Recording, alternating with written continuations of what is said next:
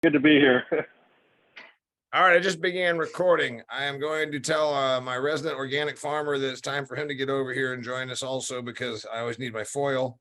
But get on the call.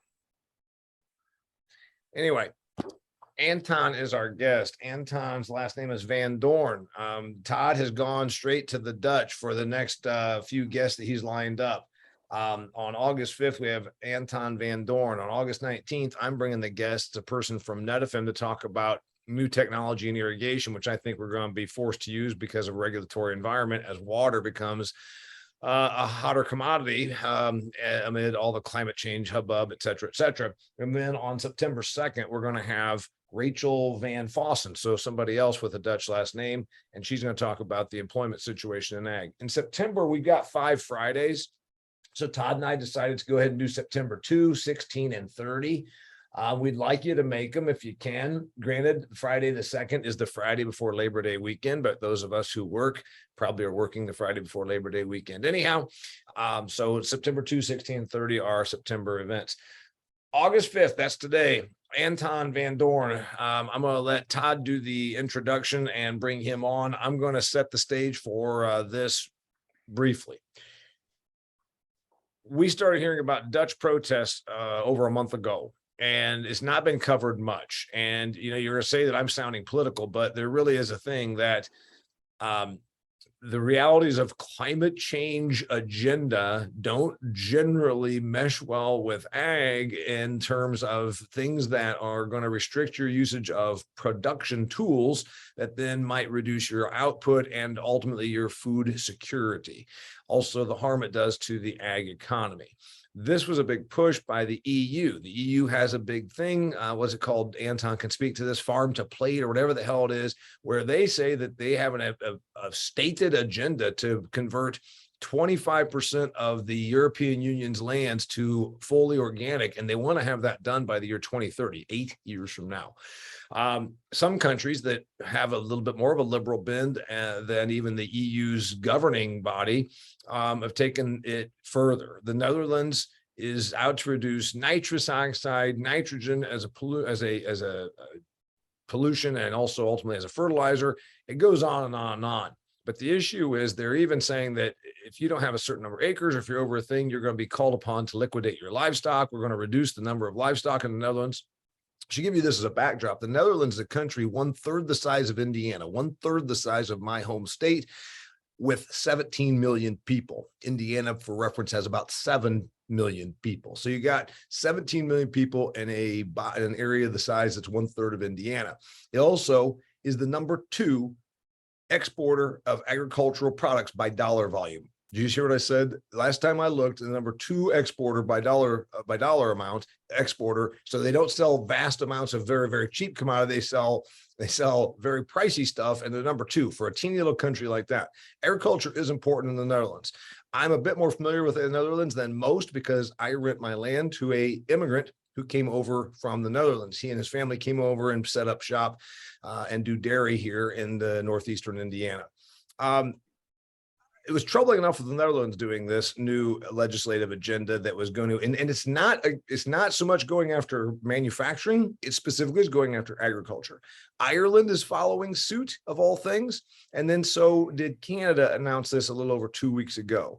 Canada's big push that we're going to limit fertilizer usage, we're going to limit emissions output. And the one thing that I'm noticing, because I keep up a lot, that's why we have this group, is to share what information we see and hear in our businesses. I have been at meetings and I am now hearing a lot of nitrous oxide. I recorded a thing for Extreme Ag, my side business that I do for those guys, with a woman from Truterra. Truterra is the ecosystems marketing division now of Land O'Lakes, and that is the word they are calling it, ecosystems marketing or environmental ecosystems marketing, meaning carbon credits, which now morph into nitrogen credits. So I've heard the word nitrogen, nitrous oxide, nitrogen pollution about 7 times in the last 2 weeks in my dealings. And that is on top of what I'm seeing happen in Netherlands, then Ireland, and then Canada. And then Anton's going to speak to what's happening in some of the other European countries. Giving you all this as a backdrop, because what Anton's going to talk about is coming to the United States of America, I believe.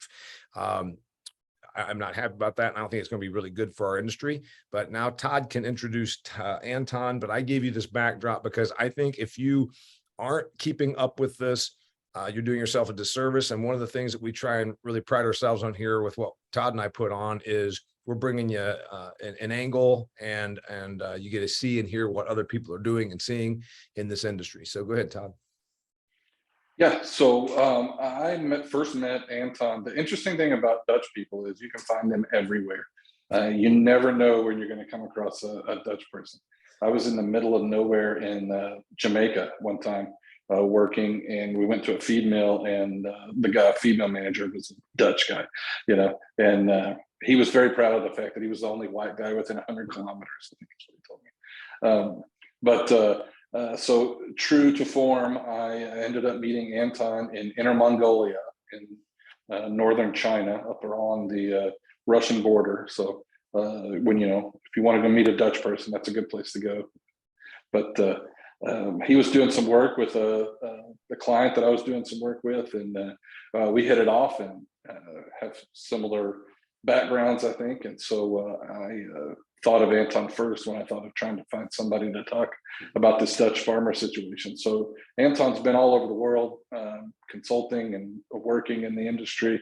He's a swine nutritionist in general, but I think he's been focused primarily on swine. And he is currently back in the Netherlands working full time, and has a very interesting perspective, I think, to offer this discussion. I think a lot of times what we get from Europe is sort of watered down news and sort of bullet points, and we don't ever get a lot of the flavors. So basically, we asked Anton to come on to explain the situation. You've probably heard about the farmer protest in the Netherlands, but we asked Anton to come on and talk about, what are the real issues, what's the situation, and kind of just offer his perspective as a local of what's going on. Just a warning, this discussion probably can get a little political. By nature, it's probably going to get a little bit political because that's really one of the drivers behind that. So we've kind of made an effort on this program to stay politically neutral as possible, and we're certainly not going to try to jump into a big discussion along those lines, but just a trigger warning that we may get a little more political than we normally do. So it bears the countries that have so far moved pretty hard on this are all led by more left. I mean, the Netherlands and Canada in particular, being at the forefront of this. So it is a political thing because there seems to have quite been a dividing line driven on climate agenda goes a certain way politically, and questioning climate agenda goes a different way politically. So yeah, we don't need to all get our protest signs out here, but the point is that where it's happening is happening in nations that are led by a more liberal leadership. There may be some, and Anton talked a little bit about this earlier, there may be some backlash to that too. So it'll be interesting to see kind of where that develops. But so Anton, if you could kind of just maybe give us a quick introduction to who you are and where you came from, and then kind of give us the background and set the stage for what's going on right now in Holland. Yeah, thank you very much for inviting me, Damian and Todd. My background is I went to the University of Wageningen. I studied nutrition in the broader sense. I worked about 7 years for Cargill, Provimi in Europe, 7 years for Nutreco in East Europe, feeding cattle, dairy cattle. And then I worked all over Europe, in Belgium, Germany, Poland, and I've also been to several countries. And my main hobby is agriculture. If I'm on holiday, I go on my bike, for example, in Turkey, and then I wonder, why is it so dry and you have corn cobs this size? They don't fit on my screen. And why do you have such good growing conditions, for example, in the Po area in Italy? It has to do with water. Last year, we had a lot of water in Holland. This year, we don't have a lot of water. And now the Belgians are better in water management than the Dutch because we're trained on getting rid of the water. But the Belgians are keeping the water a little bit more. So all these problems we have in agriculture has to do with nutrients, but water is the most important thing. If you don't have enough water, nothing grows. So I think that you make a good point on that, Damian, to dive into that more. The farm to fork strategy, that's what you meant, Damian, I think, is also instigated by more the leftists, the Franske, they call it Franske, he's the little hobbit, or how do you call him? They're very upset about these people because they're pushing everybody in a certain direction. It's good to have, let's call it the organic production, but then you have to have also good soil, you have to good animals, good health, etc., etc. So you can do organic perfectly, but then the conditions have to be very, very well defined, and you have to be a much better farmer to be an organic farmer than a regular farmer. So, and Todd and I discussed this already, but we're running out of people who have common sense about growing an animal or a potato or whatever. What the people don't know anymore. They don't get school. My sister, she's already passed away. She went to school and learned cooking. But today you go to the supermarket and you buy some fixed stuff, you know, and then you make a calculation and you say, hey, it's mixed, it's a plastic bag, and all complicated. So right now in Holland, they're saying, oh, we have to turn back to backyard because the entire food production will go totally crazy. Fertilizers, we don't have to discuss about fertilizers because the price has gone up twice because of high energy prices. Here in Europe, like now, gas is 8 times as expensive as a year ago. So the factories producing fertilizers are producing right now only 50% because they cannot afford anymore. So the prices of fertilizer go 4 or 5 times as high. So we have to really think what we're doing. And right now, for example, for the subsidies on arable lands in Europe that were withdrawn to be in an extensive way treated, then you get, it's now said you can treat them intensively. So use crop, how do you call it? Spraying and use fertilizer, etc. Because France and Germany and Poland, they have very big areas also caused by the union that were taken out of production. But due to the Russian Ukrainian situation and prices going 3 times as high, for example, the corn, no corn not, but for the wheat, especially the wheat, well, it's getting complicated because you make a lot of money, but you spend a lot of money. And for economics, we don't know what's going to happen. Why are the farmers so angry in Holland? That has to do because they're already working for 4 or 5 decades on being environmentally friendly, being eco-friendly, being animal friendly, and still it's not enough. And we have diminishing of 50,000 to 1/5 of the number of farmers are left. Only they have right now big tractors. So they can, even the army doesn't have enough equipment in Holland to get these tractors from the road. And that has a political background because they feel cheated. They feel cheated. Anton, real quick, before we go on the political part of it or what, can you just, I've read articles and I've commented about this in my social media feeds, but can you tell us what the legislation states, what the legislation, not the European Union one, let's just go with the one in the Netherlands, and then as a backdrop, the European Union one, what's the legislation call for? And then also, is it enacted or just proposed? It's the tricky part that they're telling us that it's supposed to be legislated. So right now, the law is interfering, but the legislation isn't clear. And that's why people are upset, because you're talking about the fundamental right of being owner of a farm and having your land. And I told to Todd, it's very simple, follow the money. If I have 1 square meter of arable land, it's maybe 3 or 4 euro. If I can build a building on it, it's 300, 400, 500 per square meter euro. And that's the entire situation. And as you're told, Holland is crowded, it's full.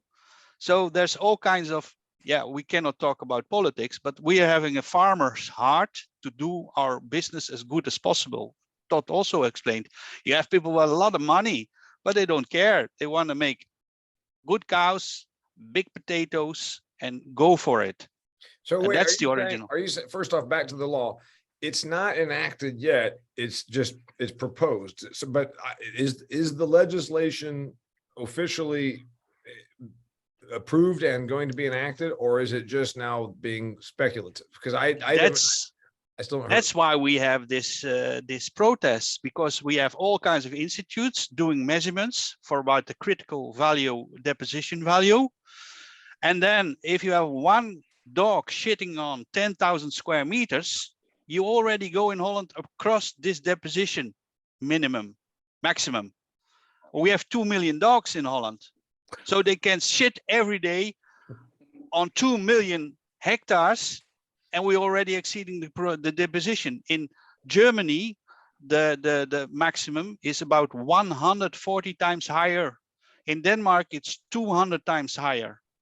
But they think we're fools. We have to listen to politics. But right now, politics is a big problem in Holland, because the ones who thought who were in charge are now losing the battle, because all people who's going to work with the sandwiches in their back, you know, they're saying that the blue collar worker is also saying, hey, I'm neglected. We always can pay the bill. The people who work can pay the bill. So answer this then, about the legislation as it's called for, but it's not enacted yet. So it's obviously facing resistance. That's what we're seeing. And I mean, you know, we're hearing in the United States that there's even police fired upon tractor protesters on a couple of occasions. The point you made previously, and this is the way with most people do not like to admit this, whether they lean left or right. We have transactional governments. When you just said follow the money, oftentimes legislation goes a direction that there's a winner, and then the financial winner of that is in, and the potential financial winner obviously incentivizes the legislation. You stated that agriculture, what I'm gathering is agriculture is being targeted more on this environmental agenda because A, there's not as many of us, which is what always happens, and B, if the farms are forced to liquidate, then there's a little guy. If the farms are forced to liquidate, then it becomes commercial development, which has a greater value. And so, yes. Even though, so is that the sense that you have? Is that the sense that do more people have that sense that agriculture is being targeted specifically to be forced to liquidate? Yeah, that's right now. This sense is growing and growing more and more, and let's call it the wallet will, the money you have as a family will decide what the people are going to do. And right now we are having like a purchase in a store, a grocery store is going 10-15% up. Our energy bill is going from 2,000 average to 5,000 euro next year. So for more than half of the people, it will be a catastrophe. And we always try to make cheap food. Yeah. And that's not good, apparently, because we better can leave it to the Chinese or to the Russians to make cheap food. But the best way is to make your own food around the corner. That's local production. I think one thing to point out, I think that's unique and maybe different in Europe, you typically have smaller producers, so smaller farmers, and that's because of tradition, it's because of legislation, it's because of culture. There's a lot of different reasons for that. But when we talk about compliance with environmental regulations, it's a very heavy burden. In some ways, you could argue a bigger burden on the typical European producer because they just don't have the resources. You know, these are not large corporations that can, you know, put someone in charge of environmental compliance and have 5 or 6 people reporting to them. You know, this is a guy that's spending his days, you know, working with animals and in the fields. It's also having to deal with all of these issues around compliance. And so I think there's a certain aspect of this, as Anton and I have talked, that you kind of, it's kind of the straw that broke the camel's back. They finally just said, look, it's enough. Another important point that Anton has mentioned in the past is, we talk about century farms here, and in Holland, they have, farms that were established in 1550 or 1620, and so these are sometimes farms that land has been in the family for hundreds and hundreds of years. And so it's a very different dynamic than what we think about a lot. So there's a very strong, deep tie to those farms and to the land. And it's basically, you're talking about rich people, in terms of assets, but in terms of cash flow, it's becoming increasingly difficult. I think when you were referring to the dog shitting in the field, in the field, whatnot, some of that I think is the global auditing, the gap, right? Which a lot of potato farmers have to do in the US. I don't know about other commodities so much, but potatoes especially have to report it. Like if a deer craps in the field, you're trained to recognize it, and you have to lift up your harvester. And like Anton was saying, you have to go so far over it so you don't, possibly contaminate the potatoes with the poop. It's stupid. And I know we're not as regulated here as you are in the Netherlands. So yeah, I feel for you. And I just have to share too, real quick, my little Holland shoes that I got. Yeah, because I work for HZPC. So yeah, anyway, there's my little 2 points. I would actually, while you're talking about the shoes, like to point out, having dealt with the Dutch quite a bit now in my farm dealings, and as Todd points out, every state or province I think I've done a gig in, there's been somebody from Holland in my audience. They lead the world in not only agricultural exports, but exports of agricultural people. If you're in Brazil, there's a Holland guy. All over Canada, Holland people. But anyway, they're very smart, they're business savvy, and they're very tall people.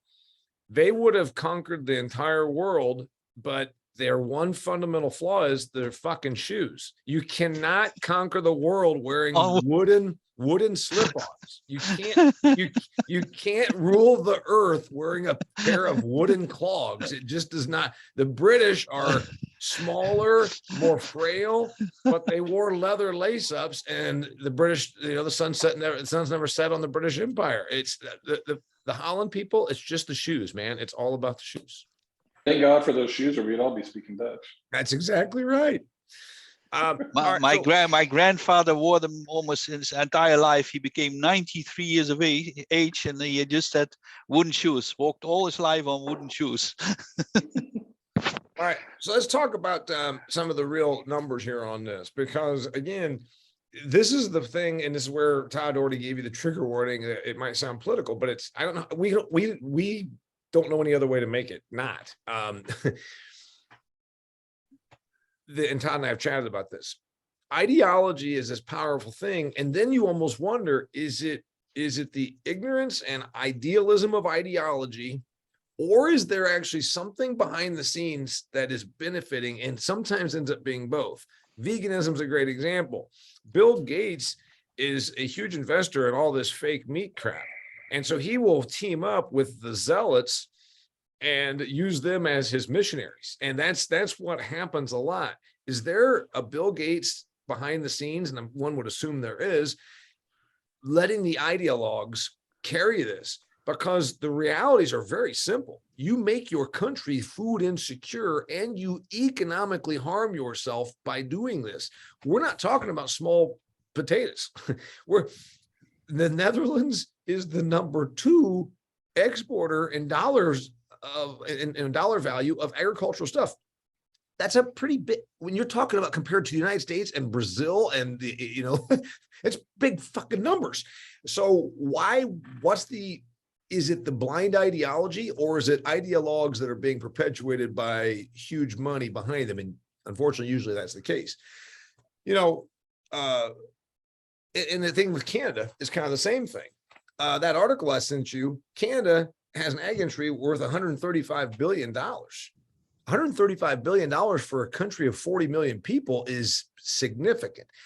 Canada produces so much food, they have to have it be an export country, because with only 40 million people, they don't need everything they can produce. They've got tremendous ports, and so they're an export country.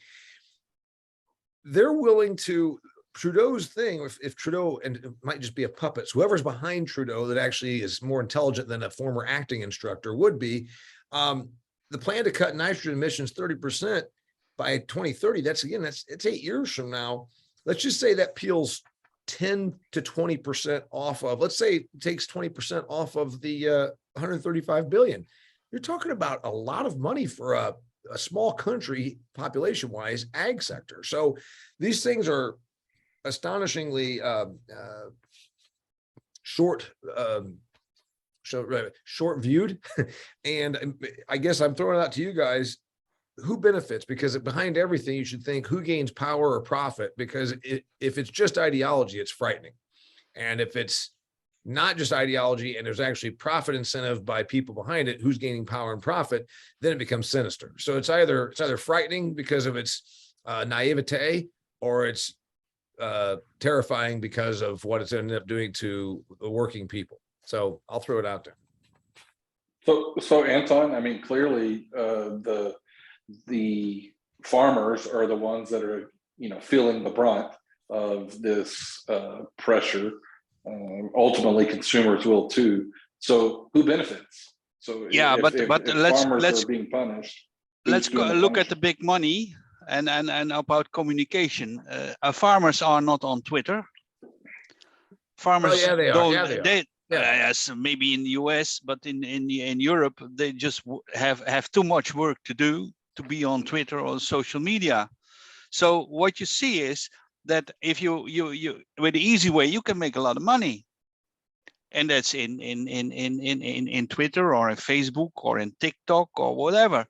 And some of these people, they don't know anything, but they just get their way through the entire system because of there's so many people listening. But they don't see the difference between a leek and a green bean. They don't know the difference. So it's a matter of perception. Same is with communication. We only hear what we're supposed to hear. In the European Union, there's a ban on gathering your own information. And they're all afraid because, we can get fined if we do something different. And everybody who's having his own opinion, they call him a fascist or a brown shirt. You know what I mean? And that's getting very scary, because so I told Todd, well, sorry, I'm a white, non-homosexual Christian old guy. But that's in Europe also now coming through all over the place. And the one who shouts the most is right, probably. And this is now going to a halt, because we had, for example, in a small village, they were protesters for Black Peter. He should be out. There's shouting, and the Black Lives Matters people, well, they just get thrown with oliebollen, what do you call it? Balls with cake. With they just had to go back, and eggs. They were thrown out of the village.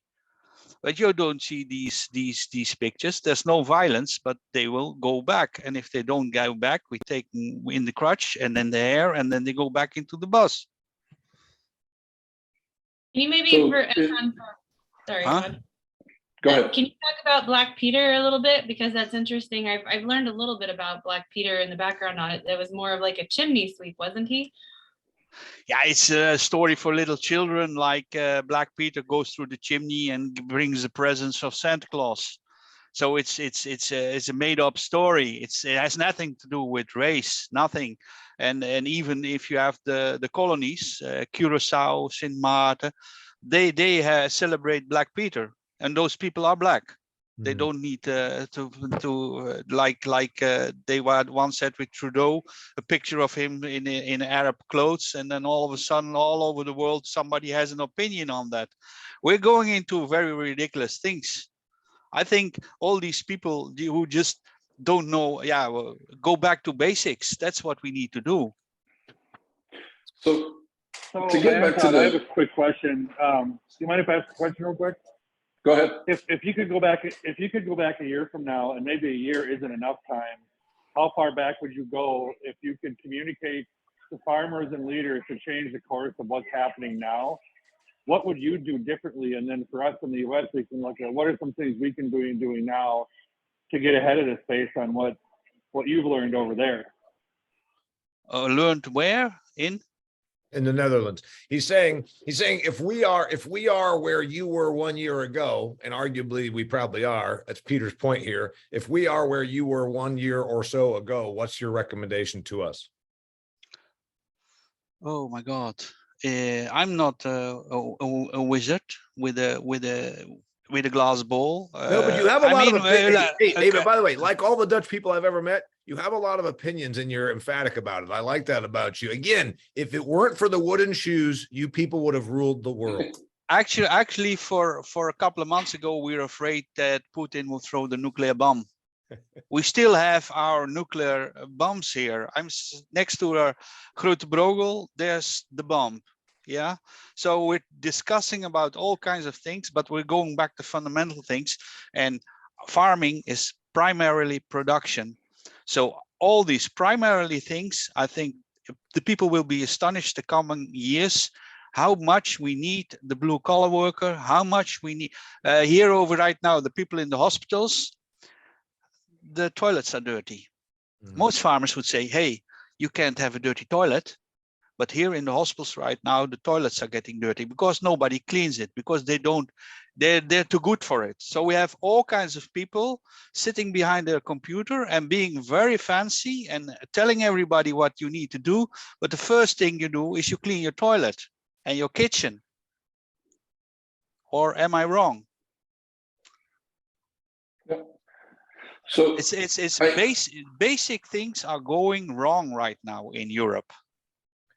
We had Anton and I had a conversation earlier this morning, and he said something that I've actually heard from several of my European colleagues. And I presented this, I think, from a very American perspective, as from a regulation standpoint, Europe is ahead of us, right? And more dramatic regulations. And that's definitely true. But one of Anton's comments was, well, the ideology, what's driving these trends is coming from America. And whether or not that's true or not, it is absolutely the perception in Europe that perhaps Europe is further along in terms of the implementation of the policies because their governments are a little more efficient, good or bad. It can be both at getting things done. So they're a little further along in terms of the implementation of the policies, but that the ideology that's driving that comes from the US. Is that definitely, is that your opinion, Anton? Is that a common opinion that's held in Europe? The countries are changing. We're going global. So right now we're getting information that normally would take 2 decades before it reaches you, if you would have a printed paper going on a boat. And it's not that long ago that our information was slower. Right now, everybody has to know everything, has to have an opinion on everything.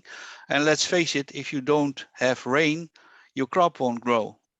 And that's the basic things, everybody is forgetting them. All right, so here's a couple of things that I just kind of want to point out here. And again, this is from that one article. I've read several. First off, to Peter's query and thought, is this coming here? And what would you do if you were 1 year ago in Holland and now you're here? I guess I gotta, I have a concern. By the way, this is a friend of mine. You there, Cuba? As a friend of mine, my college roommate, who I told him he should hop on here and see what's going on. So you've missed it, Jeff. This is our friend Anton, who's talking about he's an opinionated Dutch guy. He's ranting a little bit, but we're trying to keep him between the white lines here on this. Anyway, this is probably coming here. I get Wall Street Journal notices because I'm a subscriber on my phone this morning. They got Kristen Sinema, the senator from Arizona, to swing.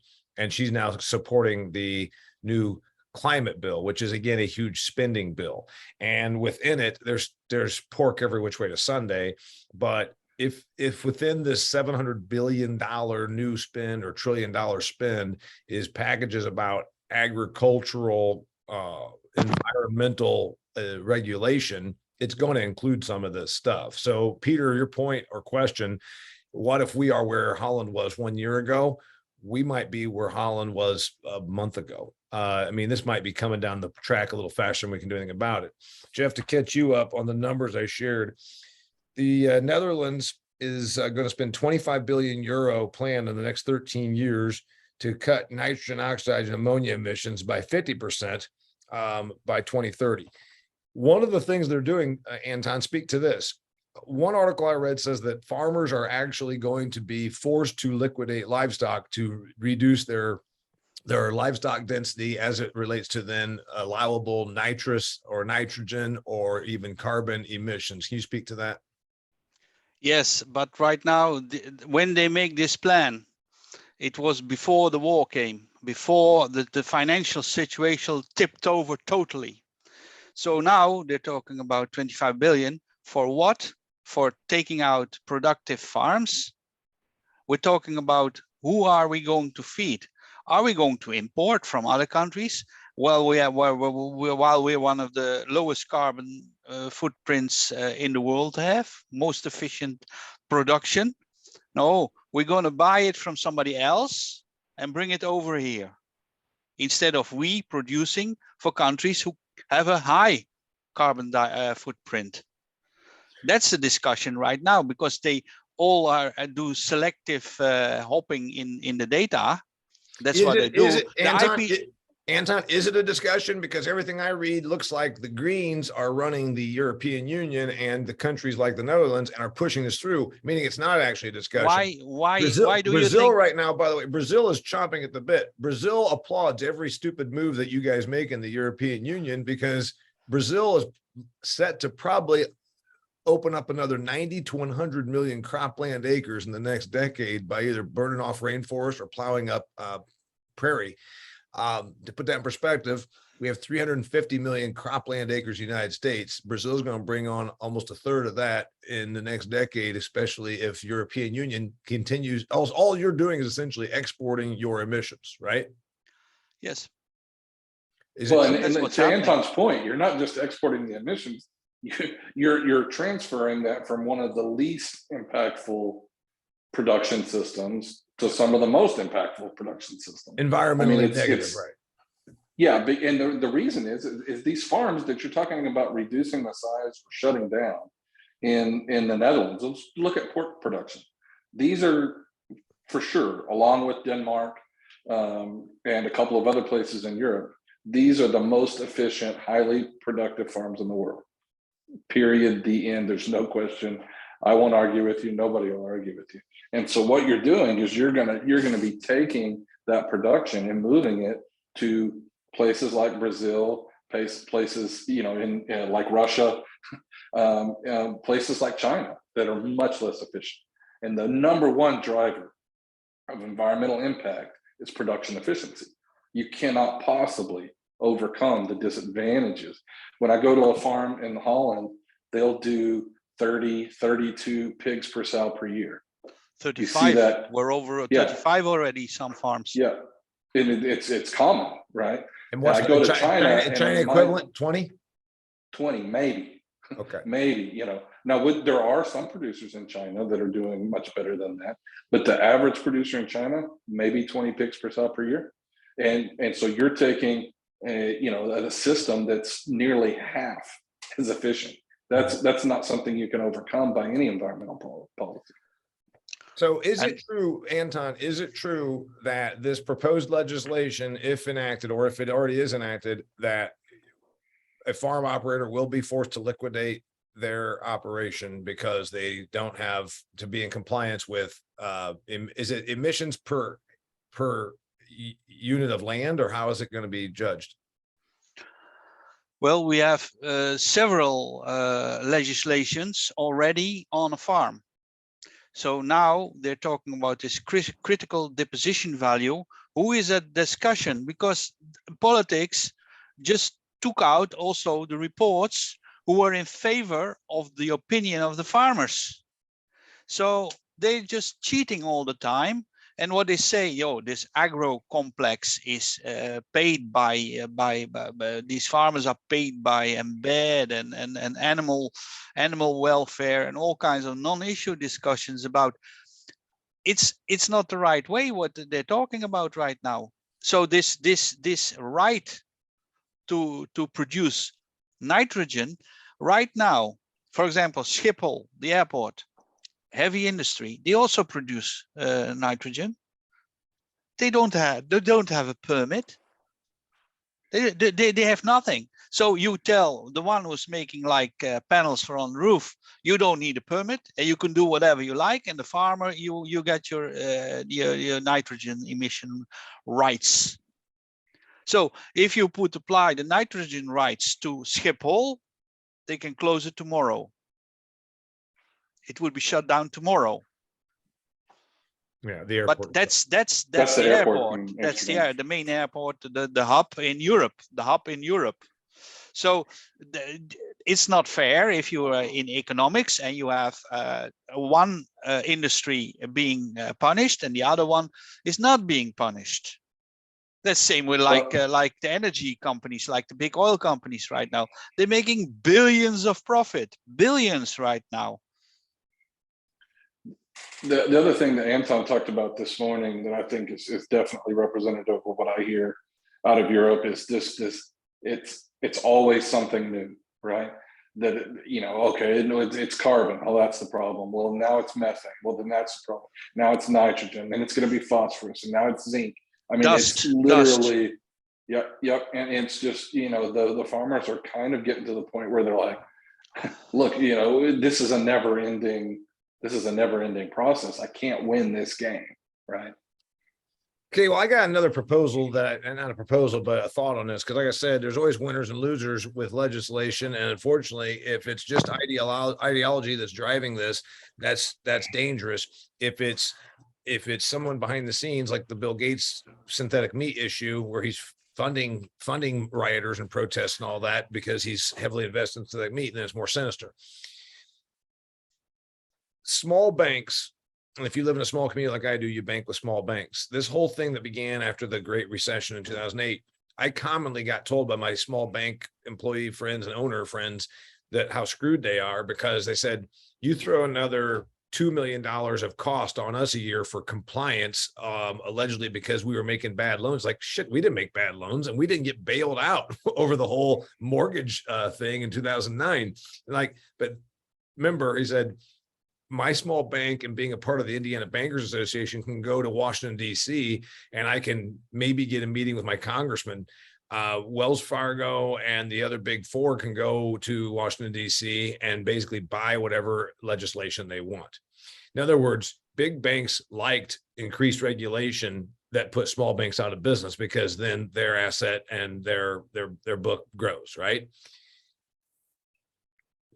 The most efficient dairy and beef and hog producers, and also high-end specialty stuff, as you spoke to, Todd, is in the Netherlands. They are wealthy. They're also completely outnumbered. This is now coming to Canada. We know, because we've worked in the Western provinces, Todd, that there's large land, 30,000 acre operators in Western Canada. They run like businesses. They have, business offices with, 30 employees, etc. They might be able to fight this, but again, what if instead of fighting it, they say, hey, turns out I like it when there's more regulation that comes to the prairie provinces, because my guy down the road that farms 2,000 acres, he can't fight this, and he also won't be big enough to comply. I'll play the fucking game, and I'll just go ahead and go from being a 30,000 acre operation to a 60,000 by grabbing 20 of my smaller neighbor friends. And that's where I fear this is actually going to.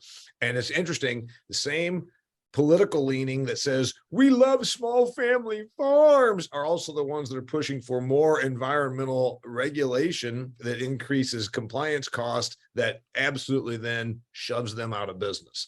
Because my guy that rents my ground could probably hire another person and comply with more regulatory versus the place down the road that's only milking 200 cows instead of 2,700. It's a great point, and Anton and I talked a little bit about this earlier this morning too. I think part of the reason that you're seeing this come to a head in Europe is because it's mostly small farms. So as we look at that, I can give you numbers on the pork side, but your typical farm is, about a tenth of the size that we would see in the US. And there's just not many really big systems. You start looking at pork production systems around the world, they do a mega producers list. And I think there's only 2 in the top 25 are in Europe, and one's in Spain, and I can't remember where the other one is. And so these are mostly small farms. And like we talked about earlier, they don't have the capabilities of dealing with this type of regulation that a bigger company would. And so to Damian's point, regulation tends to benefit bigger players. And so it may look a lot different in places like Canada and the US and even China. We're starting to see, as those environmental regulations start to come down, their smaller producers go away and the bigger producers keep getting bigger. That's really not an option in Europe, right? There's just not enough land. There's not enough, there's not enough resources. The tradition there is too strong. And so I think that's one of the reasons why you're seeing this come to a head, is that it's very difficult for them to consolidate. There's not much they can do. They really feel helpless, largely because they are helpless. It's interesting because I just printed off, I had glanced at, but I wanted to have it in front of me, the Time article that I shared with you guys, knowing that Time leans left. But I thought, okay, I put an ag publication link in, I put the Time magazine in there. And of course, they're going down the road because the person that's writing this has never produced 1 calorie of food and doesn't have degrees in agriculture like we all do. How the Netherlands has pursued farming efficiency with great big agricultural expansion, and that has worsened the environmental emissions. And that's so inaccurate, as Anton can point out. These places of scale are so much better at using less resources to make more calories. It's just inaccurate, but that's still the vernacular amongst all the more left-leaning media, is that big equals more environmentally bad, which is not actually true. Yeah, So, for example, they invested a lot in washing air coming out of the ventilation system, millions.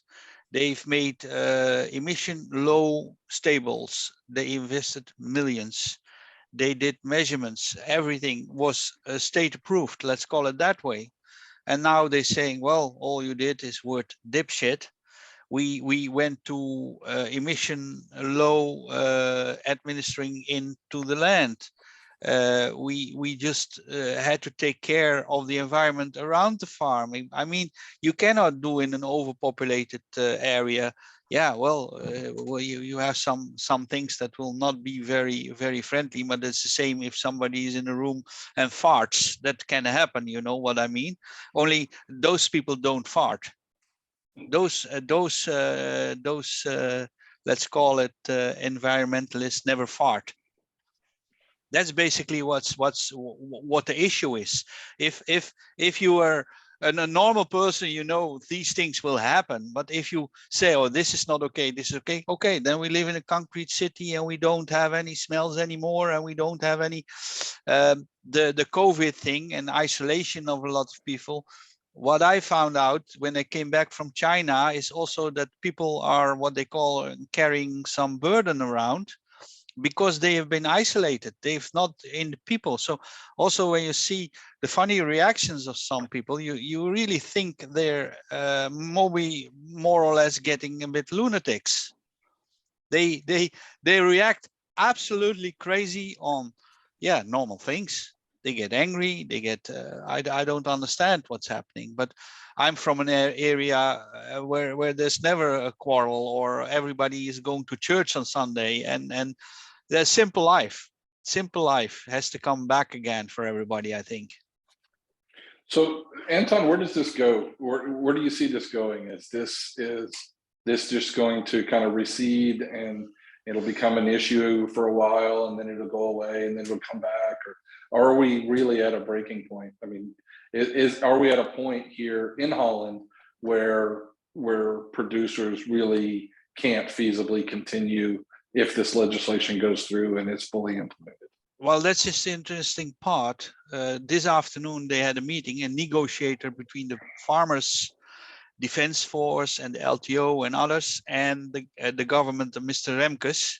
He's from a right-wing politician who also wrote part of this legislation in those days. And the results today came back to say, oh, we didn't communicate well enough. So they have all these people in the government writing reports, making layouts and making nice colors from red to green. And then even the islands like Texel, around these islands, the deposition was too high. There's some sheep walking on those islands, some sheep's eating grass, but they say, oh, it's a natural for coming from the sea. So they were red areas in areas where there was no cattle or pigs or poultry. And then if you make a map of where the real heavy nitrogen problems are, that's where the cities are. That's not where the farmers are. Okay, there are some areas where maybe a little bit more farms, but it's not an issue of having too many animals or having this. No, we're having too many people. We're having too many, like cars. Like 20 years ago, one family had one car. Now one family has 5 cars, and they all have to go electric. Well, let me tell you a secret. Holland has the most electric loading points from entire Europe. And then you have to find a loading point for your electric car, and it doesn't fit, or it's empty, it's broken, or the main grid doesn't carry enough. So they're now those environmental people are working on all kinds of things they don't understand. So a couple of things on this, and I'm looking at the Time article. I've read several articles about this. They're still saying that there will be involuntary buyouts, and the Netherlands government is putting out that they're going to spend $25 billion on their environmental crusade without any fine print on how that's going to be spent. So you start telling people that you're going to be forced to liquidate your livestock. And in some of those places that are smaller holders, again, if you don't have broad acres, then you have to do value added, as Todd pointed out, and they've become very efficient at, say, swine production, because if you only have a few hundred acres and you got to compete, you're going to become very efficient. That's what they've done in Holland. But if they're forced to liquidate, then all of a sudden, again, we know we've offshored food production away from the Netherlands to a more inefficient and more environmentally dangerous place. But the Netherlands is a rich country, so they'll just say, yeah, but we took care of our farmers, we gave them buyout money. We've seen this in the United States about 20 some years ago with the tobacco buyout, and it was fucking ludicrous. Did the world stop consuming tobacco? No. Did Americans smoke less because of the whole tobacco settlement? Yeah, but that was kind of trending that way anyhow. We're only around 14 to 18% of America that smokes right now. We were at 50% when I was born in 1969. The point is, we gave farmers a whole bunch of money. It said, if you used to farm 100 acres of tobacco, and now you're only going to be allowed to put out, all it did there was the exact same thing. I now know guys in North Carolina that used to farm 80 acres, and now they farm 380 acres because they became the big operator of tobacco and could play all the game. And it also took tobacco settlement money, while we gave tobacco settlement money to a 6-acre tobacco farmer, just gave him money and he got paid to not grow tobacco for 10 years and then can't ever do it again. This could be what's happening there. But again, my concern is that there's actually puppet string pullers behind all this that are pushing the ideology. The ideology is dangerous, but it's also could be very profitable for some stakeholders in this whole thing. The climate agenda that's going to be probably getting pushed around here in the United States is going to be laden with pork, because every $1 trillion bill is. And so it makes you wonder who's going to be profiting from this whole ag thing. It could be commercial development. It could be that all that property, we make ag the scapegoat. But if that's the case in the Holland, and they do need land for more housing because they're a small country with a bunch of people. But the other thing is, what about Canada? Canada's not in that situation. So is it just Trudeau regime ideology, or is there again a profit incentive for people that are pushing this? And I would say that probably usually there almost always is money and power to be gained by somebody that's behind this legislative push. I think a lot of it is just the ideology, and that the fact that it's coming down heavily on agriculture is because we are the least able to defend ourselves. I mean, if you really want to impact, carbon emissions, for example, agriculture should be about 10th on your list, right? And obviously transportation and energy production should be 1 and 2 on your list, right? But those are both industries that are very able to defend themselves, right? So I think it's just it's in a lot of ways it's just this ideology of saying, okay, we have to do something, right? And then we can't really do anything, immediate on transportation. We can't really do anything immediate on energy production. Look what we tried to do in Europe. I mean, they were most advanced in terms of wind and solar, but then all of a sudden, Russia turns off the spigot and everybody's scrambling around figuring out what we're going to do. So it's United States is United States. We have Europe. But for example, France, they have nuclear energy. For some reason, the green people weren't able to stop producing through atomic energy electricity. In Germany, they were effective. So the Germans build a lot of windmills and solar, but they have a problem. The wind is in the north and the industry is in the south. So they have to make a large, and then it's come decades just to get a cable from the north to the south, just getting it organized with buying, can I dig into your land? That's why in China, high traffic train, 2 years, then they just say, here we put it, no discussion. But in Europe, it's very complicated. We're getting differences between the north and the south, and like your dependence on energy from the Nord Stream and the gas. The Italians are very dependent. The Germans are very dependent on Nord Stream gas. If you have, for example, Hungary, they just refuse. They get the oil from Russia, and Viktor Orban says, beats me. You can go this way. So if you talk about, let's call it the development in Europe, it's maybe even more extreme than in the US. And all those plans they have to be paid for. And in our country, we have money, but in Italy, they don't have money. They have a debt of 150% of the national income. So I don't know, in your country, maybe also each state has different finance deficits or whatever, but follow the money. And let's call it, when the Germans lost the war, the first thing they said, zuerst das Fressen und dann die Moral. First food and then morale. It's only after World War II, they had to negotiate between Holland and Belgium for one boatload of sugar beets. One boatload, because the people died in the cities. And I'm not having a very black view on this, but what's happening right now? Well, the people are going to die in Africa, and the food, the ones who are able to produce efficient, actually the green lobby prevented from building nuclear plants.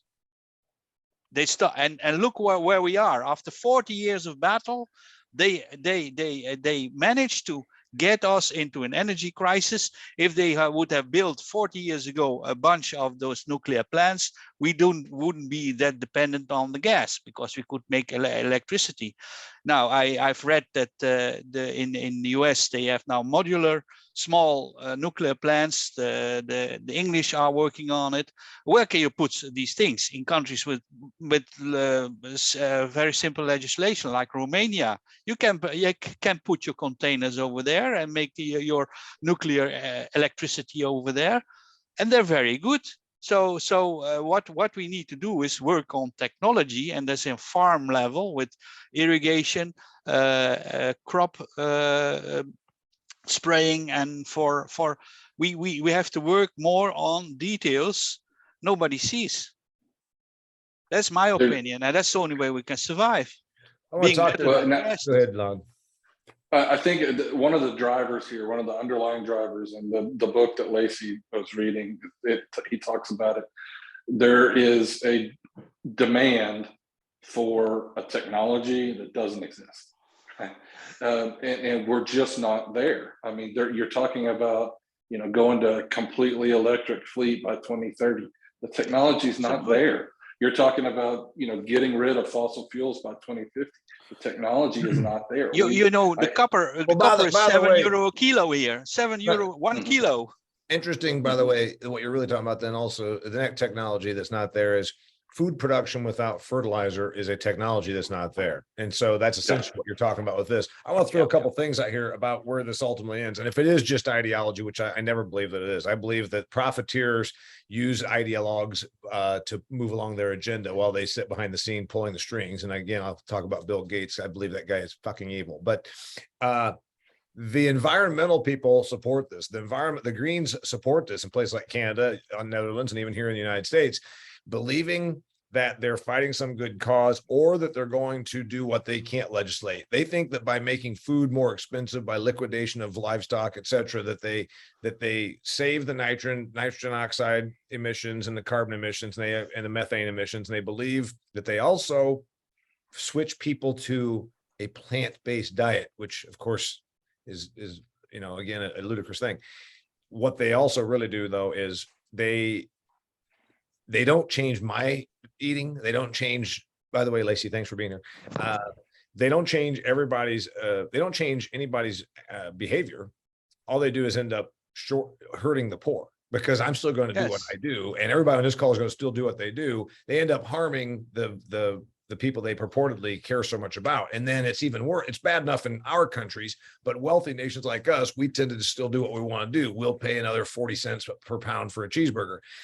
It means that the person in sub-Saharan Africa goes from eating 800 calories a day to 400. And so that's the end result of all the ideology is that. And again, if money is behind this ideology, that goes from just being sinister to like criminal, Well, the reality is what we're living with right now is high food prices, high energy prices. That's what we're going to be living with for the next 18 months, no matter what happens in Europe and the US, all around the world. This is the plan. This is not an aberration. This is the plan. The only way they come anywhere close to achieving their goals is if gas is $7 a gallon, and if your meat costs twice as much as it did before. So, I mean, it's going to be really interesting to see how this develops politically. And I know we keep saying we're trying to avoid the political issues, but at the end of the day, politics is public policy, right? And how that affects individual people. So what you're seeing now, when everybody's freaking out, and Joe Biden saying, okay, here's what we're going to do to try to reduce the price of gas. Look, go back and look at it. Obama said it. Obama said the plan is to have expensive gas because that's the only way we reduce consumption enough to be able to achieve our goals. So when I say the technology is not there, that's making assumptions that we're going to continue to expand our economy and expand access to these modern amenities that everybody wants globally. That can't happen. And so we have to reduce consumption. That's the only way that's going to happen. And the only way to actually reduce consumption is to make it so expensive that the people can't afford to consume it. By the way, did you guys see my video that I put out this week on social media that only 15% of grocery prices are based on commodity price, and there's more pennies worth of fuel and labor and packaging in your box of Wheaties than there is wheat. So anyway, the food prices are going to continue to escalate because of all those things. Now commodity prices are coming down, food prices will not. I know we got to wrap up here because it's already been an hour and 10 minutes. So it's going around the horn here. By the way, Peter, did you get your information about the book that Lacey referenced? It's called, Lacey? The End of the World is Just the Beginning. Exactly. By Peter. I can't pronounce his last name, but Sheehan, isn't it? Zihan. And who else has anything? The guy in the America hat, he heard we had a foreigner on and he's kind of a redneck. So he decided to put on his America hat to intimidate. He probably has like a Colt 45 sitting on his desk right now. He's going to probably hold up. Chad, what do you got? Not much. This is very interesting. It all reminds me when I first started hearing about the carbon market, there was a lot of talk coming from the EU and Canada that, you know, they would force regulations on products in the United States to go to start becoming carbon neutral, kind of like what Prop 12 is doing in California. I mean, we're going to, I think it's coming sooner than later that growers in all industries in the United States are going to be forced from outside to have to start doing this stuff. And it's scary. I was Anton hearing the side of where they're kind of going off of our ideology to push their agendas or push their things through legislature. That was kind of a curveball that kind of I see at the backside, but we're in America, so I think we just feel that push coming. While you're sitting there in your America hat being a redneck, you know, it's the first time in our history since 1865 or 1864 when the USDA became an institution with a mission of abundant, affordable food that is safe. It's the first time we've actively enacted legislation to make food less abundant and more costly, and it's a huge reversal. What do you got, Jill? I think that I even was wanting to say kind of earlier is it just an interesting perspective. I was working with my colleagues globally because HZPC was doing this visioning project. You know, where do we see the company in 50 years? You know, in what direction do we need to go? And so we started working on this whole thing. And when I'm sitting here in America, and I had American colleague on the group too, and we were talking about how horrible China is and their production and pesticides and and they kind of was like, well, that's what we think of the US. It's like, okay, kind of eye-opening, you know, that a lot of the Europeans have that, again, ideology or thought process. Maybe it's social media based or whatnot, but that's kind of a lot of their perspective of how we do things in North America, that we're just as bad as the Chinese. And here, you know, we're sitting in America thinking that the Chinese are horrible because they don't, you know, care. They have really polluted rivers and just put on the pesticides. So it's just interesting perspective, different perspectives across the world.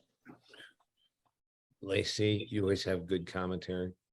I actually have a question for you, Damian. You were talking about the climate bill. I read that same article this morning about Kristen. I'm curious, do you have an article or anything, any access to a summary that points out the pieces of the bill that are going to affect ag? No, it's like 700 and some pages, right? It's listen, I've searched it before. Yeah, no. But when you mentioned it, I was like, I haven't looked into that.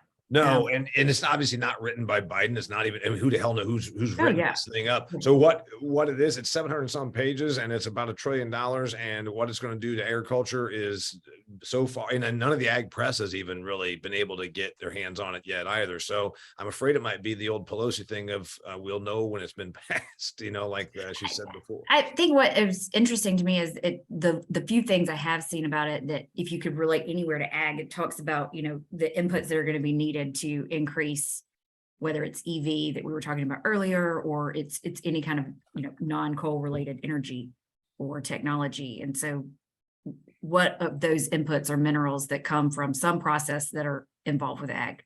Not production of pork, but I'm in the plant world, right? Yeah, you're in the plant world. Well, speaking of the plant world, I don't know if you saw the ag media link that I shared when it said that Trudeau's report, which again is he has nothing to do with it, but that they're doing in Canada, the recommendations on 4R strategies, which I don't know if that means the reduce, recycle, et cetera, but then variable rate technology and cover crops. Well, a bunch of these people are doing all this stuff anyhow. So what's it even look like? What do you got, Scott? I'm sorry, Peter shot. If you'd come around more, if you'd come around more than once every year, I'd remember you. We're glad you got internet up there in North Dakota. Yeah, I'm actually in Kansas City today. Oh, good. A little, hanging out down here. But I've been to a number of different conferences and kind of watch when people are talking about this stuff online. And a lot of times what I hear is, I don't like what's coming, but what am I going to get paid for it? Yeah. And that's the wrong message to be having, I think, right now. It kind of reminds me of all that thank you farmer bullshit that was happening a few years ago. We need to be asking, is this stuff necessary? What's the environmental impact of it? What's the ROI and bottom line of it, so we can start to participate in shaping what this stuff is, rather than just reacting to what's being handed to us, and having either our heads in the sand or up our rear ends waiting for things to come so we can just complain about them is not the right approach here. But I think also in agriculture, we got to take an honest look at what are the practices we're doing right now that are good, and what can we do to improve the things that aren't, rather than just saying, we're fine, let us do our thing. Or if you give us something, make sure we get paid for it. It's the wrong narrative. And I wish as an industry, we would get more focused around solutions and practicality than just this cycle we're in right now. Well, I agree with that. The thing is, I can understand the operator saying, you're going to make me jump through a bunch of hoops and change my practices, or in the Netherlands, you're going to make me liquidate my livestock, my business. I could see where they'd be like, well, what am I getting paid? And the hell of it is, I was raised a dairy farmer, and there was a dairy farm buyout program here in 1986. It wasn't for environmental reasons. It was because to fix supply, it was to reduce supply. And I was actually always kind of bothered that my parents didn't take it. So I had to stay out there and keep working on the dairy farm for a few more years. But anyway, I'd be the first one over there, Peter. I'd be the one when they said, we're going to pay you to not milk cows. I'd be like, okay, I'm there. Well, we didn't tell you how much. It don't matter. It don't matter. I'm out. But here's the thing. I'm hearing it from the private sector with Truterra talking about now, not just carbon credits, but also nitrogen oxide capturing. So she allegedly is telling me, this is again the Truterra that does the carbon credits in the spinoff of Land O'Lakes, that they've got corporations now giving them money to say, we want to go ahead and pay through you to a farmer to do practices that will capture or reduce nitrogen. The thing is, those things are all fine if they're not government regulated. And the other part of it is, if what we're really doing in Canada is saying you can't use you can't use fertility products, or you can't use any more than this fertility products, to Lacey's thing. If that's what's happening in Canada and that comes down here, when they say, well, you're going to reduce your fertilizer inputs by 30%, we'll probably adopt and adapt new technologies. And we've got the biologicals and the stuff like Lacey's industry works with, where we're doing more with less. But at the end of the day, you still need fertility inputs to produce crops.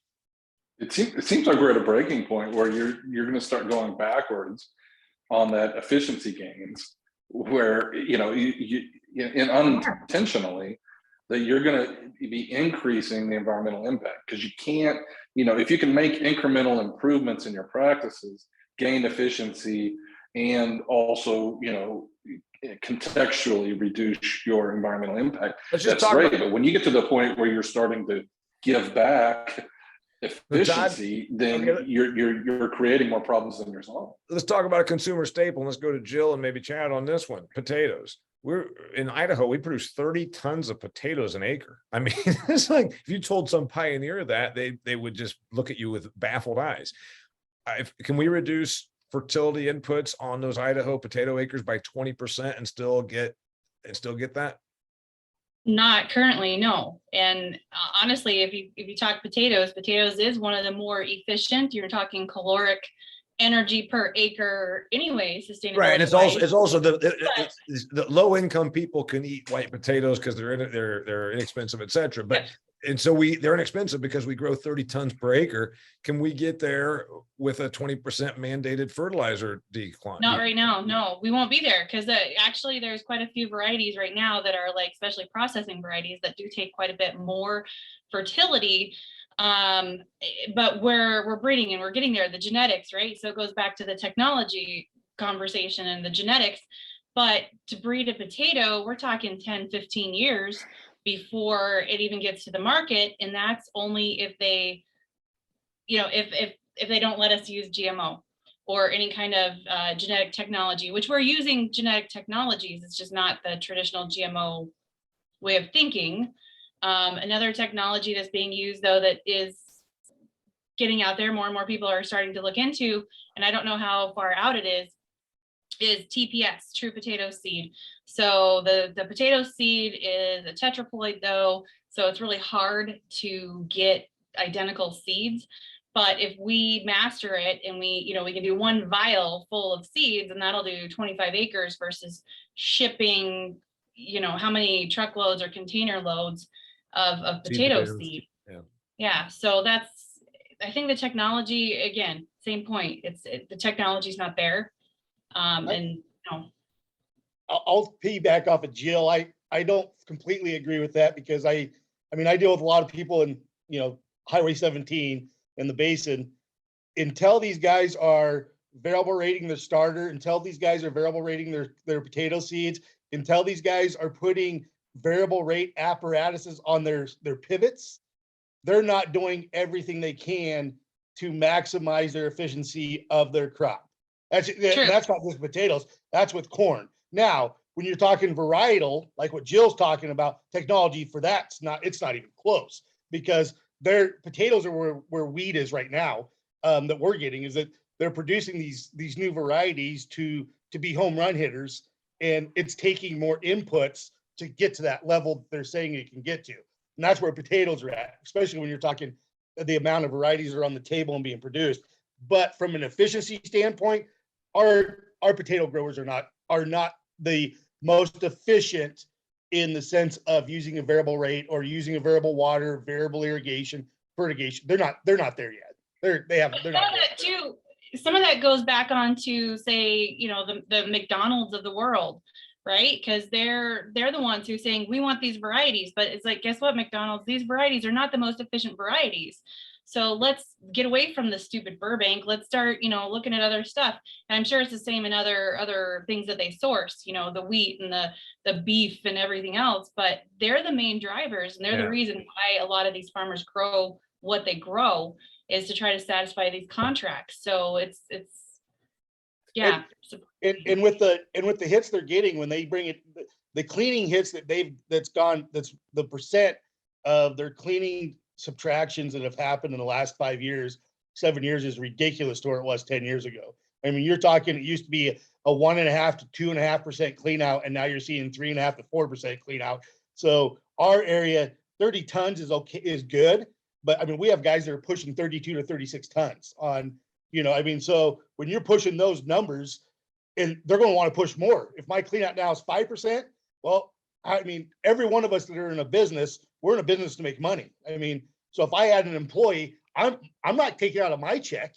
I mean, if I'm going to expand, I better be able to pay that guy plus stay where I'm at. I mean, every business is that way. So like I said, it's Jill's spot on. I do think they have room for efficiency, but between the McDonald's, that's a great point, Jill. Really good point. But between that stuff, potato growers aren't going to be there. Our corn growers aren't there. And Okay, the main reason why we have that too in the basin for a lot of our varieties with irrigated is we have unlimited water because of the Columbia Basin project. We have unlimited water. So those growers do not care. So what you're saying is you're allowed to be a little less efficient because exactly. You're spot on. It's kind of like you do what you have to do, right? Hey, let's go. Speaking of industry, Anton, we're going to end with you here because we've been on for a while. We know that the farmers are protesting and driving their trucks. They've even been fired at by police officers in Holland. Is any industry spoken out against this initiative? The food industry, the value added process, and here in his country, it might be Cisco Foods, or it might be McDonald's, or it might be down the line, Kroger and Walmart as the biggest retailers of food. Is there any entity in industry that is spoken out against the propositions and the regulatory proposals? Actually, the farmers have a huge support all over society because the farmers have a good reputation in the sense of that they're diligent, they take care of their surroundings, they're reliable people. And the ones who are now putting them into discredit are those who shout. And the industry, well, it's a chain. They all live from each other, and that's also what the ones opposed to this nitrogen story, those environmental people, or these people who are animal welfare, whatever. They shout it's the industry, but the industry agrees on what's happening, and a few people try to put them into discredit because they light tires and put dump shit on the road and whatever. And that was a bit tricky, that they go a little bit too far. But in general, if you ask the average Dutch person, they are agreeing with the farmer because they're fed up with what they call John Doe or so, paying the bill all the time. It's everybody, the normal people paying the bill, what's going wrong. And in this, food has been also in the Middle Ages a way to win a war. You just surround a castle, no food, no water in it. Let's see how long it takes, because they surrender, they will surrender. And so food is very, very important. Only the current generation doesn't know how important food is, because we have enough. It's too Because easy. they've never been without. All right. By the way, Peter, you asked the question, and also my friend Jeff Cubitt shared a link out of National Review about the Canadian farmer's turn. So if you want to look at that, obviously National Review leans a little bit right. And I spoke at one of their meetings once back in my Bill Clinton days. Different story. All right. So we are meeting again on September 2nd. Anybody else got anything on the way out the door? Peter, I swear to you, if you stay away for another year, I'll forget your name. But if you come back next meeting, I'll remember you. Hey, by the way, I'm going to be in Bismarck. I'm going to be in Bismarck in November. Maybe we can get together. Yeah. That'd be great. Let me know when. We'll make it happen. Farm Bureau, North Dakota Farm Bureau, November 19th. All right. So good stuff. It's not really a good subject that I like to, it doesn't make you feel good, because I don't feel good about what's happening. I know none of you do either with this whole thing. It looks like this is coming, and it's, I don't know, Lacey, I'm with you. When we get any guidance on what the 736-page climate bill that's now being pushed around DC has in it for ag, I'll be all over it, and maybe we can have another follow-up on that, because that's going to impact all of us, from potatoes to herbicide to Peter. I forget now. Self-canning tomatoes. Now, wait a minute. What's he do up there? Let's see. Hair sheep. I haven't seen him for so long. What do you do in this business again? Agritourism. So I'm working. Yeah. I just cause trouble and say dumb stuff to get people upset. So. No, we have a software platform that looks at the nutritional value of feed ingredients for export markets. We work really closely with Soybean Export Council to try to drive exports of U.S. soy, U.S. meal, and other markets over Argentina and Brazil by demonstrating that economic value of crops grown here versus other places to convince people to buy more soy from the U.S. It's kind of the long and the short of it. But we have a software tool and some sales consulting stuff that we do in that space all around the world. Got it. Hey, Anton, thank you for being here. You didn't disappoint. You're like most Dutch people. You have lots of opinions, and I like that about you. Again, if you still think you have it in you because you seem energetic and spry and you want to take over the world, change your foot gear. And I'm telling you, it's your only limitation. Nobody has ever won a fight wearing a pair of slip-on wooden shoes. Okay. We're gonna win the world on flip-flops. That's what the Asians wear, eh? If you go to the Philippines, they walk all day on these things. They build complete flats wearing flip-flops. All right, guys, we're going to see you on August 19th, and that's the day we're going to bring in somebody to talk about irrigation and the future of water, regulatory stuff, et cetera, et cetera. So bring your questions, bring your dialogue. Everybody, appreciate being here. Then again, the 3 Fridays in September 2, 16, and 30. So that way we have 3 out of the 5 covered there. Anton, I'll see you the next time I'm in Holland. Otherwise, yes, you're welcome. I'll show you around, and if you I'll know you want to visit. The 4th, and then I'll be in Metzlavier and over to Potato Europe the week of the 5th. You're the 4th when in September?